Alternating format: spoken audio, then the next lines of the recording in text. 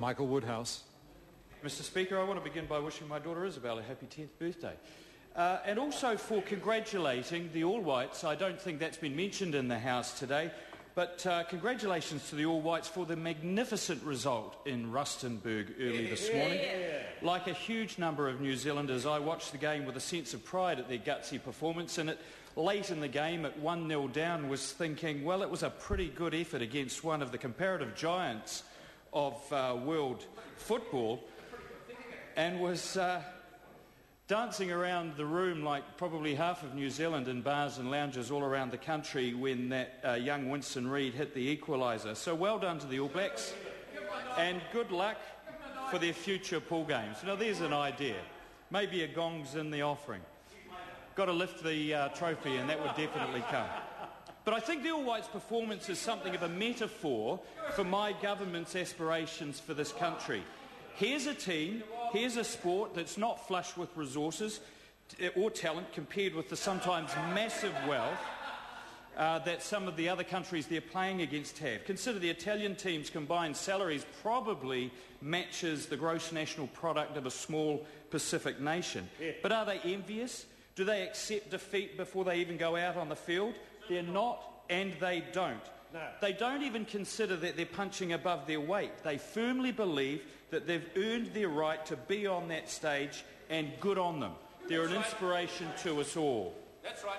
Now, the economic well-being of New Zealand, I think, is pretty similar. We're not flush with wealth or resources, but the government isn't prepared to accept that this is as good as it gets. That's right. It's asked New Zealanders to tighten their belts, and they're not on their own in that respect. Government also has to control costs while improving services, and I don't think there's a better example of that than in the health sector, to show what's possible when you clearly set out expectations and empower clinical staff to make the changes needed and to deliver those improvements.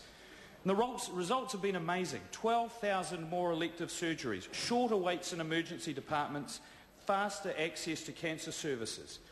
Now, the Minister of Health and I were in Dunedin Hospital last week, where we heard from the clinical leader of radiology, Dr. Ben Wilson, and where he described how his department was able to reduce waiting times for non-urgent CT from 57 weeks to just 9 weeks.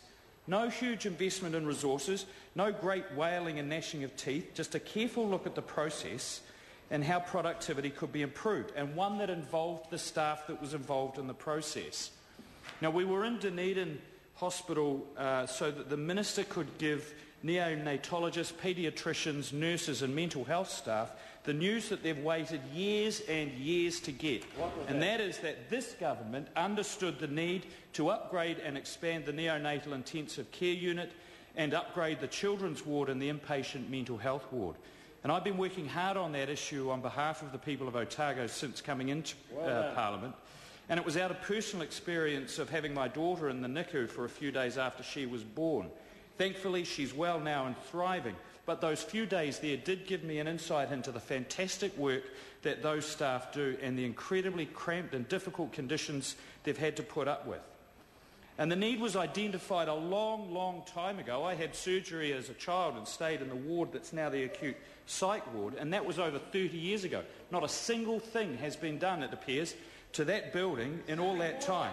So I'm delighted that the merits of that project have finally been understood by my government and that they were prepared to invest in Dunedin's future. But there is a quid pro quo to that, Mr Speaker, and those financial challenges at the Southern DHB are certainly very real. But if Dr Wilson in the radiology department is anything to go by, it is possible to do a lot more with a little more. And I think that that's the challenge that should be laid down for all public sector. And despite Ms Dyson's rantings about cuts, it simply isn't true.